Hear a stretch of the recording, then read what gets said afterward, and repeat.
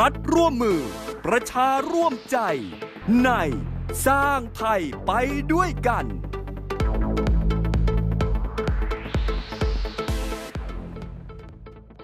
รองอธิบดีกรมอุทยานแห่งชาติสัตว์ป่าและพันธุ์พืชกล่าวว่ากรมอุทยานแห่งชาติสัตว์ป่าและพันธุ์พืชจะจัดงานวันคุ้มครองสัตว์ป่าแห่งชาติประจำปี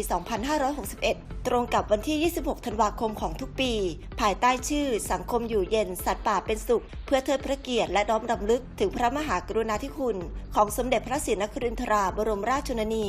และฉลองครบรอบการจัดงานวันคุ้มครองสัตว์ป่าแห่งชาติ 50 ปี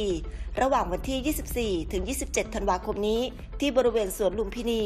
ที่สำคัญเพื่อกระตุ้นให้ประชาชนเห็นความสำคัญของสัตว์ป่ามากยิ่งขึ้นโดยเฉพาะสัตว์ป่าที่มีผลกระทบต่อชุมชนและพื้นที่เกษตรกรรมเพื่อหาแนวทางแก้ไขไปสู่การลดความขัดแย้งระหว่างคนกับสัตว์ป่าให้อยู่ร่วมกันได้